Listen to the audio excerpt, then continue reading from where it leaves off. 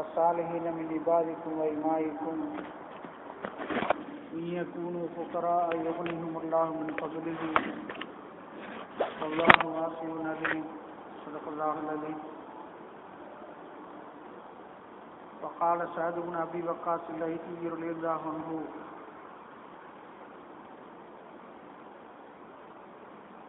رد رسول الله صلى الله عليه وسلم على عثمان بن مظعون التبتل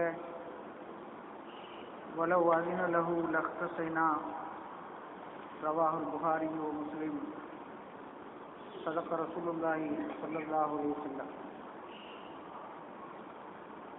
وقال رسول الله صلى الله عليه وسلم أيضا النكاح من سنتي. وقال أيضا فمن رغب في سنتي فهو مني ومن رغب عن سنتي فليس مني صدق رسول الله صلى الله عليه وسلم. கண்ணியத்திற்கும் மரியாதைக்கும் உரிய பெரியோர்களே, சகோதரர்களே, ஒரு புனிதமான நாளில், ஒரு புனிதமான நேரத்தில், புனிதமான இடத்தில் ஒன்று கூடியிருக்கிற நல்ல பாக்கியத்தை அல்லாஹ் ரப்பல் ஆலமீன் நமக்கு தந்திருக்கிறான். நாளை மறுமையில் மேலான சோனமாம் ஜன்னத்துல் ஃபிர்தௌஸில் நபிமார்களோடு வலிமார்களோடு சுஹதாக்களோடு சாலிஹீன்களோடு ஒன்று கூடியிருக்கிற நல்ல பாக்கியத்தை அல்லாஹ் ரப்பல் ஆலமீன் நமக்கும் நம்மை சார்ந்தவர்களுக்கும் தந்தருவானார்.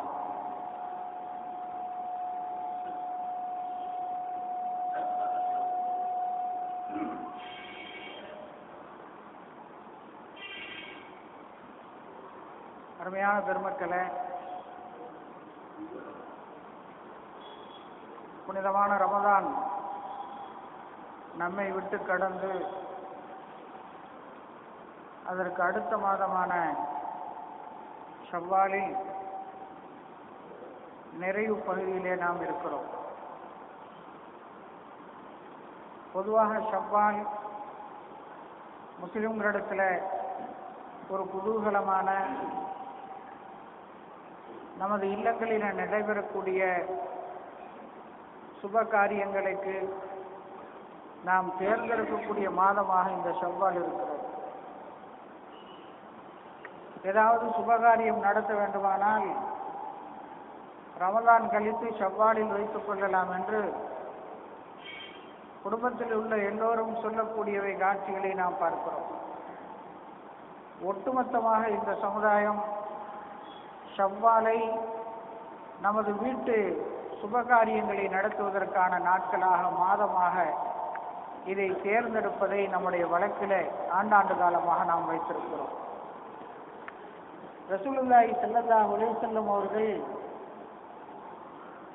தன் மனைவிமார்களை மணமுடித்த மாதம் ஷவ்வாலுடைய மாதம் என்று பல்வேறு வரலாற்று குறிப்புகள் இருக்கிறது.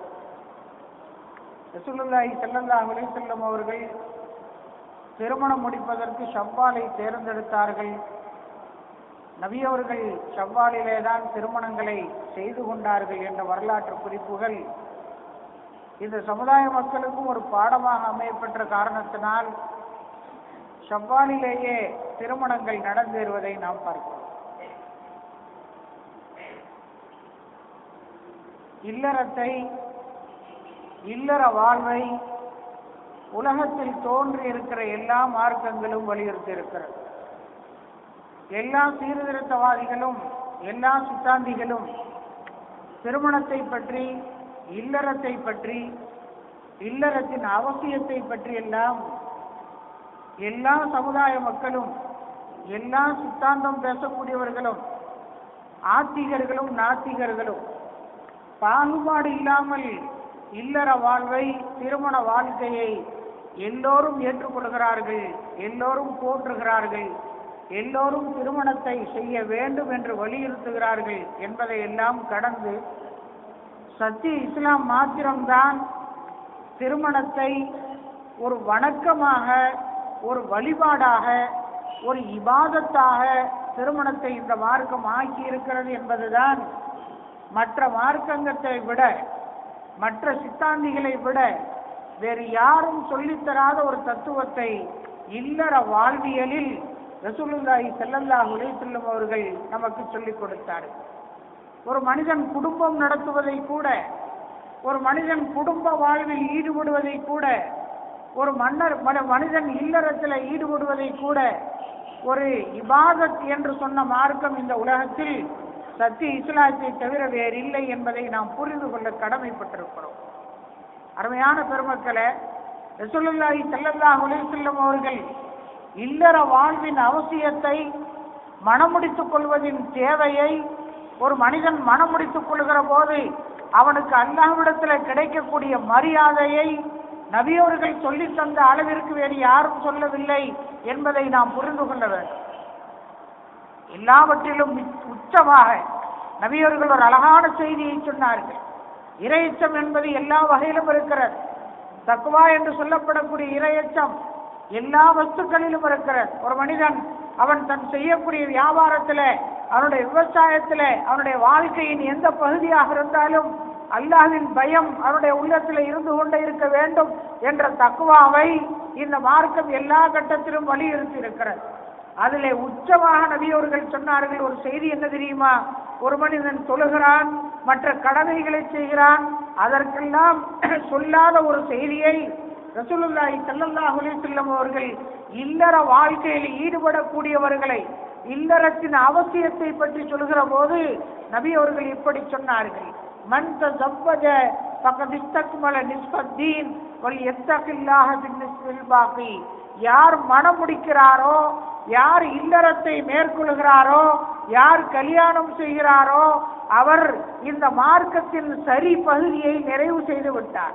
நபி அவர்கள் சொன்னார்கள், மன் தஸவ்வஜ ஃபகத் இஸ்தக்மல நிஸ்ஃபத்தீன். யார் மனம் முடிக்கிறாரோ, கல்யாணம் செய்கிறாரோ, யார் நிக்காஹ் செய்கிறாரோ அவர் மார்க்கத்தின் சரி பகுதியை பூர்த்தி செய்து விட்டார். ஃபகத் இஸ்தக்மல நிஸ்ஃபத்தீன், மார்க்கத்தின் ஒரு பகுதியை அவர் நிறைவு செய்து விட்டார்.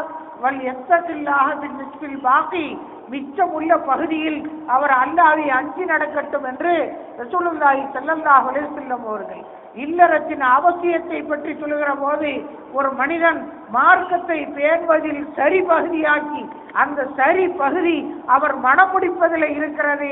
மனமுடித்துக் கொண்டவர் அவர் மார்க்கத்தின் பாதியை நிறைவு செய்தவர் என்ற ஒரு சான்றிதழையும் ரசூலுல்லாஹி ஸல்லல்லாஹு அலைஹி வஸல்லம் அவர்கள் நமக்கு தருகிறார். காரணம் என்ன தெரியுமா? ஒரு மனிதன் அவன் மனம் முடிக்காமல் இருக்கிற போது அவனுடைய மனம் பல்வேறு பகுதிகளில், பல்வேறு கோணங்களில், பல்வேறு தவறான சிந்தனைகளில் அவனுடைய உள்ளம் பயணிப்பதை நாம் பார்க்கிறோம். இன்று சர்வ சாதாரணமாக பத்திரிகைகளிலே வரக்கூடிய செய்திகள், ஊடகங்களிலே வரக்கூடிய செய்திகள், ஒரு பலாத்காரத்தின் பின்னணியில் ஒருவன் பலாத்காரம் செய்தான், அவன் கைது செய்யப்பட்டான். யார் என்று பார்த்தால் 10வது படிக்கும் மாணவன் கைது செய்யப்பட்டான். 10வது படிக்கும் மாணவன், அவனுக்கு என்ன வயது இருக்கும்? 16 வயது சிறுவன் கைது செய்யப்பட்டான். அபத்தமான ஒரு வாசகம். 16 வயது சிறுவன் கைது செய்யப்பட்டான். காரணம் கேட்டால் 18 வயதுக்கு பின்னால்தான் அவர் பெரிய ஆனா, 18 வயது வரையில் அவன் சிறுவன் தானா, சிறுவன் கைது செய்யப்பட்டான் என்ற செய்திகளை நாம் பார்க்கிறோம். ஒரு மனிதன் மனம் முடிக்காமல் இருக்கிற போது, அவனுடைய உள்ளம் பல்வேறு தவறான சிந்தனைகளுக்கு உள்ளாகிறது. எனவே அவன் தவறுகளை செய்வதற்கு முற்படுகிறான். ஆனால் மனம் முடித்தவன், அவன் மனம் முடித்துக் கொண்ட பின்னாலே அவன் மார்க்க நெறியலோடு, மார்க்கத்தின் விதிமுறைகளோடு, மார்க்கம் சொல்லித் தருகிற இல்லற வாழ்வியலின் தத்துவங்களோடு அவன் வாழ தலைப்படுகிறான் என்ற காரணத்தினால் மனம் முடித்துக் கொண்டவன் மார்க்கத்தின் சரிபாதியை நிறைவு செய்தான் என்று நபி அவர்கள் சொல்கிறார். ஒரு பகுதியளவும் ஒரு மனிதன் இல்லற வாழ்க்கையில் ஈடுபடுகிற போது ஒரு மார்க்கத்தின் சரிபாதியை நிறைவு செய்யக்கூடிய ஒரு நிறைவான மனிதனாக இந்த மார்க்கம் நிக்காஹ் செய்தவனை பார்க்கிறார், மனம் முடித்தவனை பார்க்கிறார். எனவேதான் மனம் முடித்த ஒருவன் விபச்சாரம் செய்தால் அவனுக்கான தண்டனை வேறு, மனம் முடிக்காத ஒருவன் விபச்சாரம் செய்தால் அவனுக்கான தண்டனை வேறு என்று இந்த மார்க்கம் வித்தியாசப்படுத்தி வைத்திருக்கிறது. அரபியிலே முஹ்சின் கைர முஹ்சின் என்று சொல்லுவார்கள். மனம் முடித்தவனுக்கு முஹ்சின் என்றும் மனம் முடிக்காதவனுக்கு கைர முஹ்சின் என்றும் பெயர் வைக்கப்பட்டிருக்கிறது. மனம் முடித்த ஒருவன் விபச்சாரம் செய்தால் அவன் கல்லால் எறிந்து கொல்லப்பட வேண்டும் என்று இந்த மார்க்கம் சொல்கிறது. காரணம், மனம் முடித்து விட்டால் அவன் ஆசையை நிறைவேற்றுவதற்கு, அவனுடைய ஆசையை பூர்த்தி செய்வதற்கு சரியான வழிகள் இருக்கிறது. அந்த வழியை தாண்டி இவன் வேறு வழியை தேர்ந்தெடுத்துக் கொண்டு விபச்சாரத்தில் ஈடுபட்ட காரணத்தினால் அவன் இந்த பூமியிலே வாழ தகுதியற்றவன், கல்லால் அடித்து கொல்லப்பட வேண்டும் என்று மார்க்கம் சொல்லித் தருகிறார். எனவேதான் நபியவர்கள் சொன்னார்கள், மனம் முடித்தவன் மார்க்கத்தின் பகுதியை நிறைவு செய்திருக்கிறார். அதனாலதான் கல்யாணம் பண்ணாதவனுக்கான சட்டம் வேற, கல்யாணம் செய்தவனுக்கான சட்டம் வேறு என்று பிரித்து சொல்லப்படக்கூடிய அளவிற்கு இந்த மார்க்கம் நிக்காஹை, திருமணத்தை ஒரு மிகப்பெரிய வழிபாட்டு களமாக, ஒரு வழிபாட்டின் இடமாக, ஒரு வழிபாட்டினுடைய இலக்காக திருமணத்தை இந்த மார்க்கம் ஆக்கி வைத்திருக்கிறது. செய்தனா உஸ்மான் இப்னு மதூன் ரலியல்லாஹு அன்ஹு என்ற ஒரு நபித்தோழர், நமக்கெல்லாம் தெரியும், அவரை பற்றி அடிக்கடி கேள்விப்படுவோம். ரசூலுல்லாஹி ஸல்லல்லாஹு அலைஹி வஸல்லம் அவருடைய காலத்தில்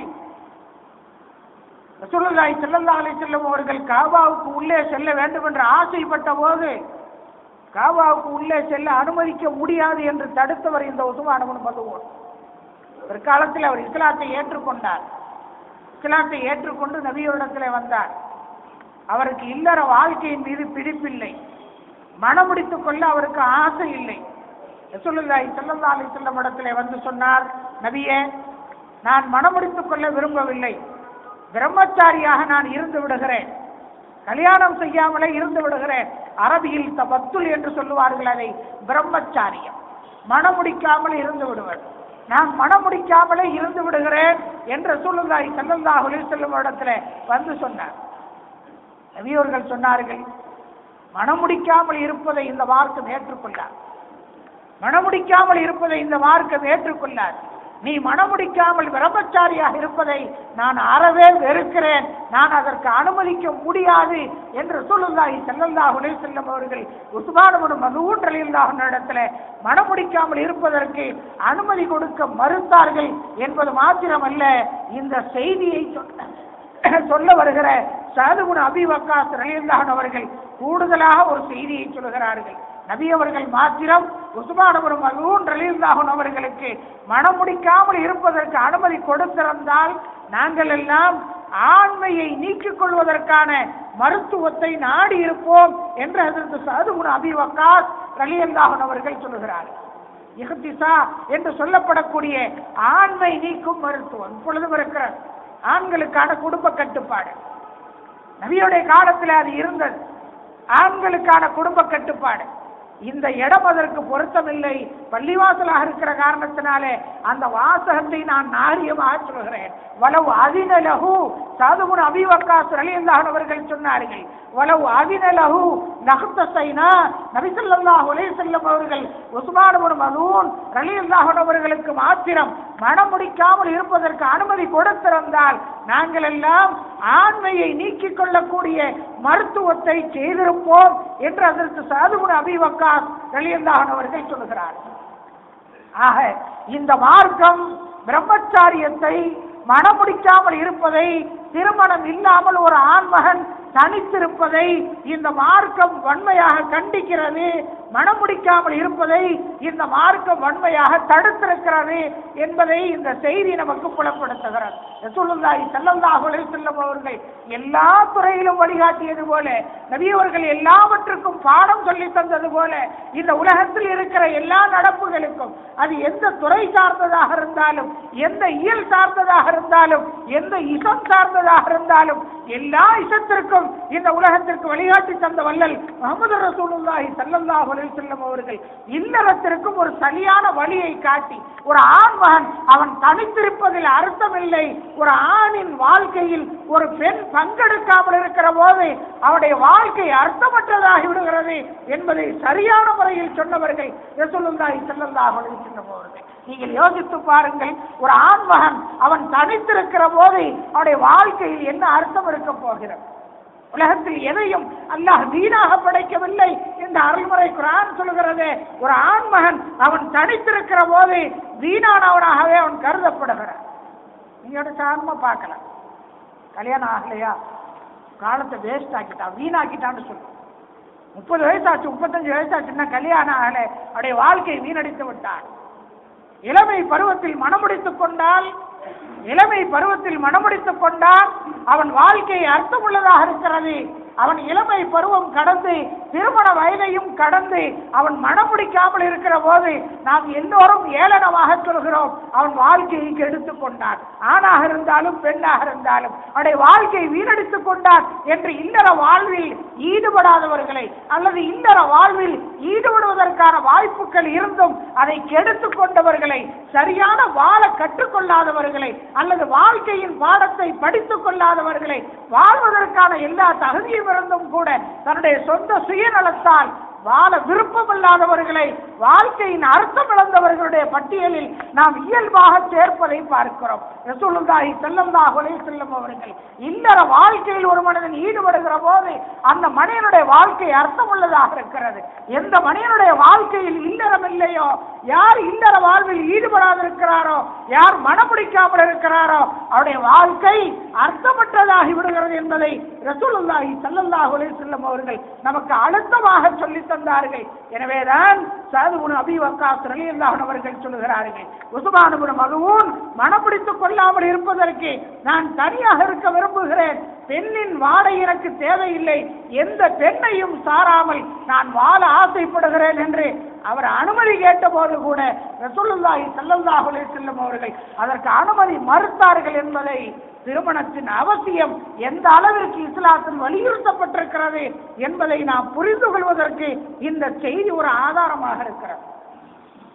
அருமையான பெருமக்களே, இன்று சாதாரணமாக மன முறிவுகள், தலாக் என்று சொல்லப்படக்கூடிய கொடுமையான வார்த்தை, மிக மோசமான வார்த்தை, அல்லாஹ் விரும்பாத ஒரு வார்த்தை இந்த சமுதாயத்திலே புரையோடி கொண்டிருப்பதை நாம் பார்க்கிறோம்.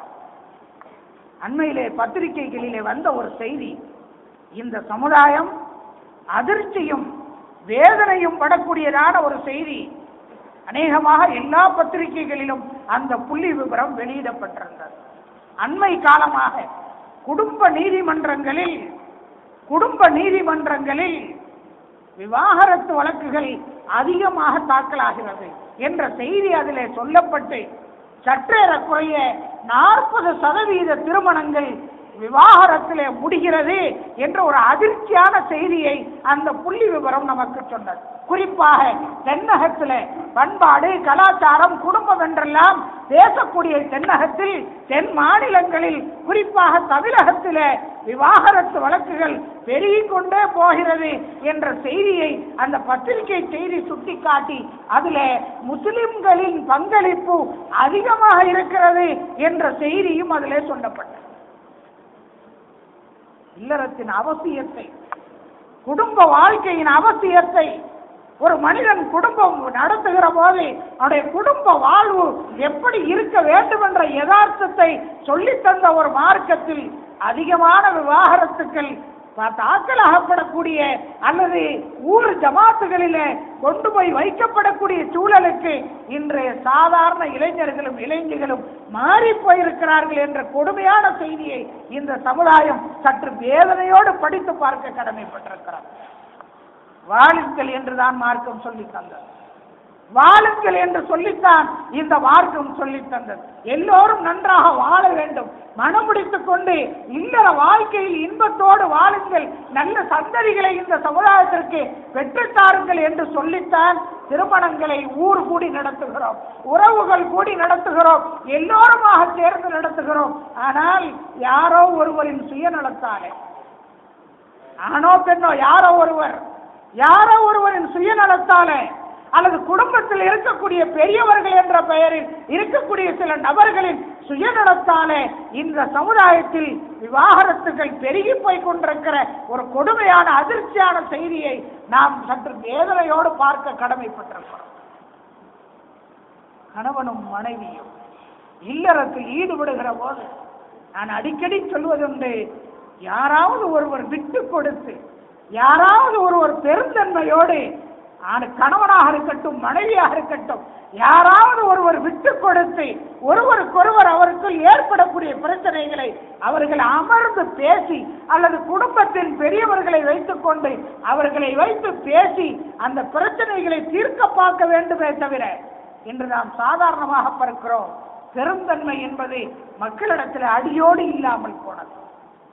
இல்லற வாழ்வின் அடித்தளத்தை அற்புதமாக அருள்முறை குர்ஆன் சொல்லும். உங்களிலே கணவனும் மனைவியும் சரியாக வாழ முடியாமல் போனால் அதற்கு என்ன தீர்வு என்பதை அருள்முறை குர்ஆன் அழகாக சொன்னது. உங்களுக்குள் பெருந்தன்மையோடு இருக்க பழகிக் கொள்ளுங்கள். யாராவது ஒருவர் விட்டுக் கொடுக்கிற மனப்பான்மையை நீங்கள் கற்றுக்கொள்ளுங்கள். நான் அடிக்கடி சொல்லுவேன், திருமண விழாக்களிலே பேசுகிற போது நான் அடிக்கடி சொல்லக்கூடிய ஒரு செய்தி, யாரும் தன் மனைவிமாரிடத்தில் தோற்று போனால் அது தோல்வியாக நினைத்துக் கொள்ள வேண்டிய அவசியம் இல்லை. தன் மனைவியிடத்தில் ஒரு மனிதன் தோற்று போவதை அது தோல்வியாக கருத வேண்டிய அவசியம் இல்லை. அந்த தோல்வியை அவன் இதயபூர்வமாக ஏற்றுக்கொள்ளக்கூடிய மனப்பக்குவம் எந்த ஆணிடத்தில் இருக்கிறதோ அவனிடத்தில் பெருந்தன்மை இருக்கும்.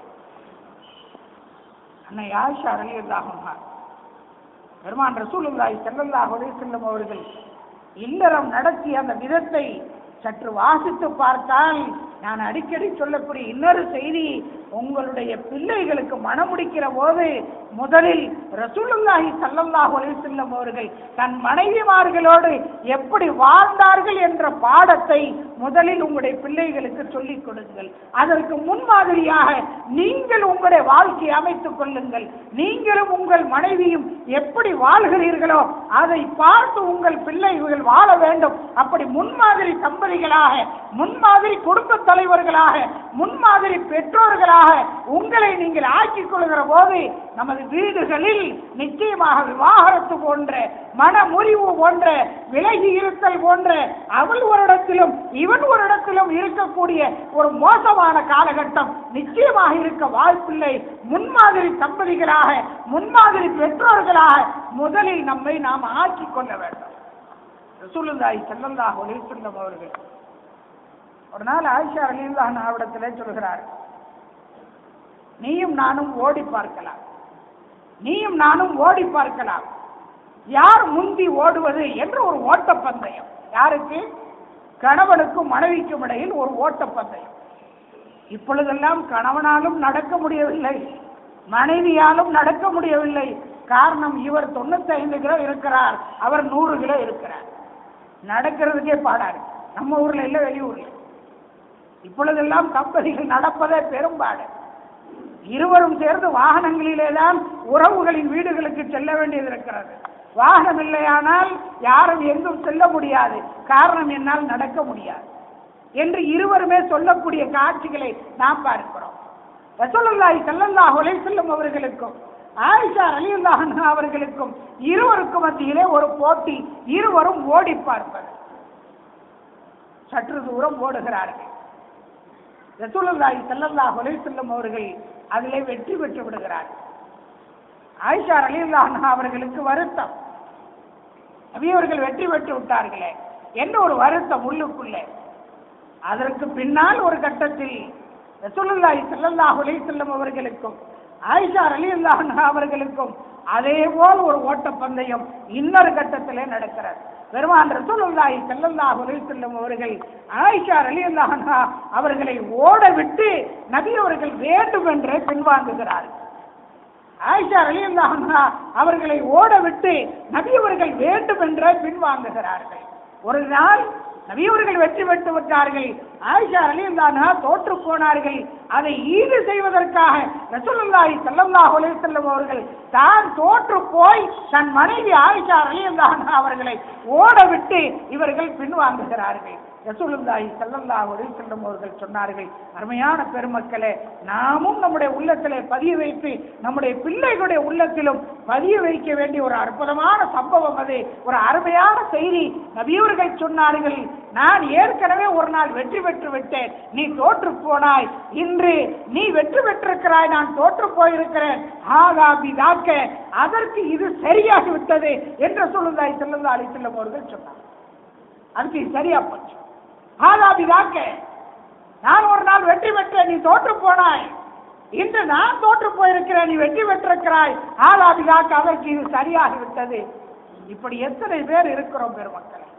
மனைவியிடத்தில் தோற்று போவதை கூட பெருமையாக நினைத்தது மாத்திரமல்ல, ரசூலுல்லாஹி ஸல்லல்லாஹு அலைஹி வஸல்லம் அவர்கள் அதை ஒரு சரியான பாடமாக மாத்திரமல்ல, அதற்கும் இதற்கும் சரியாகிவிட்டது என்று சொல்லி ஒரு பெண்ணின் மனதை எப்படி சாந்தப்படுத்த வேண்டும் என்ற செய்தியை கூட இந்த உலகத்திற்கு சொல்லி தந்த ரசூலுல்லாஹி ஸல்லல்லாஹு அலைஹி வஸல்லம் அவருடைய வாழ்வியலை இந்த சமுதாயம் சரியாக பின்பற்ற ஆரம்பிக்குமானால் இங்கே பிரச்சனைகளுக்கு வேலை இல்லை, முறிவுகளுக்கு வேலை இல்லை.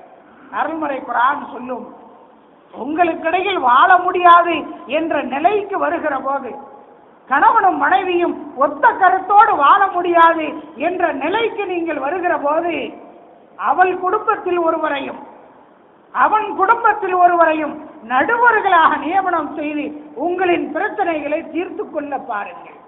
அல்லாஹ் அழகாக சொன்னார், وَإِنْ خِفْتُمْ شِقَاقَ بَيْنِهِمَا فَابْعَثُوا حَكَمًا مِنْ أَهْلِهَا وَحَكَمًا مِنْ أَهْلِهِ. உங்களுக்கிடையில் அவர்களுக்கிடையில் இணைந்து வாழ்வதற்கான வழிகள் இல்லாமல் போனால் அவன் குடும்பத்தில் ஒரு நடுவரையும் உங்கள் குடும்பத்தில் ஒரு நடுவரையும் ஒரு சரியான நீதிமான்களை நீங்கள் தேர்வு செய்து அவர்கள் இருவரின் மூலமாக இந்த இருவரின் பிரச்சனைகளை தீர்த்து வைப்பதற்கு நீங்கள் முயற்சி செய்யுங்கள். அப்படி அவர்கள் முயற்சித்தால் அவர்கள் இருவரும் சேர்ந்து வாழ வேண்டும் என்ற உயர்ந்த நோக்கத்தோடு அந்த இரண்டு நபர்களும் செயல்பட்டால் அல்லாஹ் அவர்களுக்கு உதவி செய்ய காத்திருக்கிறான்.